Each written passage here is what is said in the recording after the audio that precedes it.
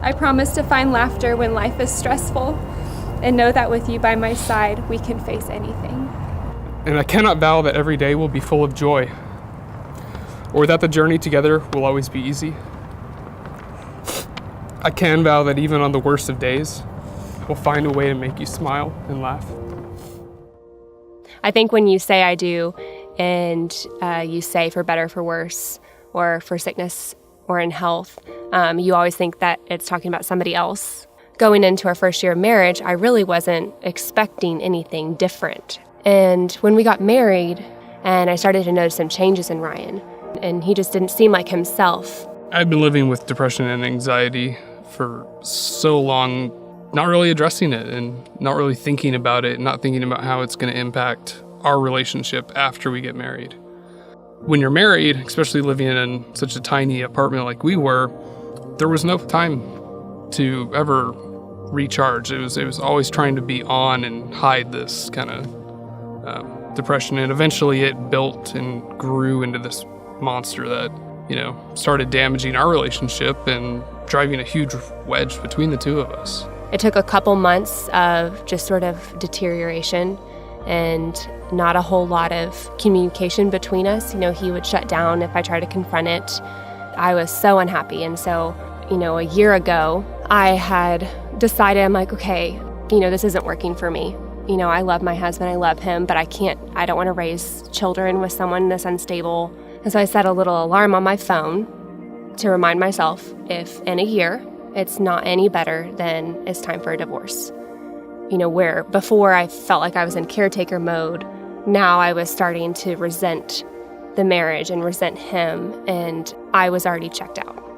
At the time, I didn't know that she actually had put anything and set a date on her phone. Ultimately, at that point, we were pretty much disconnected from one another, and I had also grown to start resenting her for it as well. I'm like, well, you're not the one with the issue. You're not having to go through what I am. So why are you checking out? And so even though I was still sort of thinking about divorce and thinking about my other options, and then the church started advertising for Rooted. We had essentially disconnected completely from any sort of community group, any church we weren't attending at this point. We were trying to do everything on our own. I think we were just going through the motions at that point. We were just trying to hang in there is what it felt like.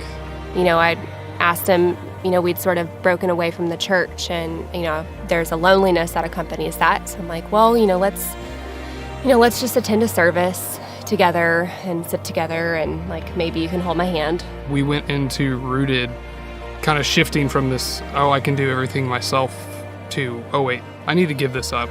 There's other people out there who are there to support you. We had flaws, and we were in trouble, and we needed help, and we needed guidance, and we got sort of a mixed bag of circumstances and situations and people from all different walks of life, and the stories that we heard just sort of blew us away. And we thought we had a story. Oh my gosh, what if God can do that in your life? What can he do in ours? As a husband and wife, we never even discussed faith. It was, do you believe in God? Oh yeah. What about you? Yeah, I do too. And that was about the extent of any conversation that we had.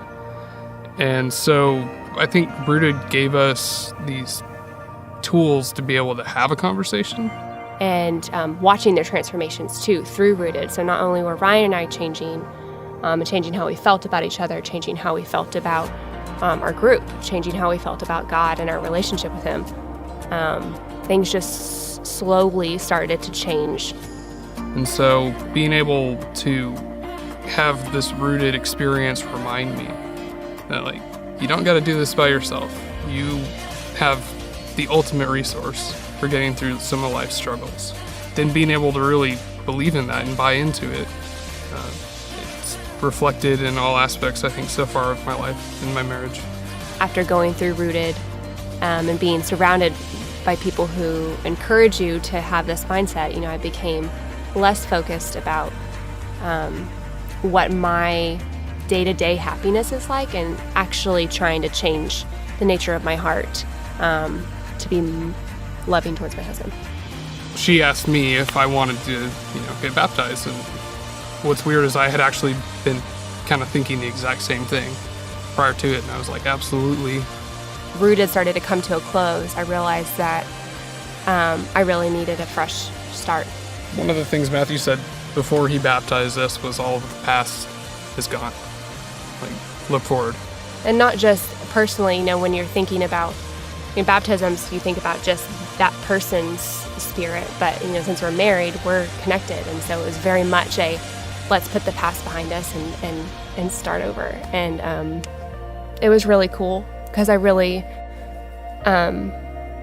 felt like we would never be able to overcome the situation that we had found ourselves in. And then a year later, I find myself looking at my phone, wondering why I had ever put that in.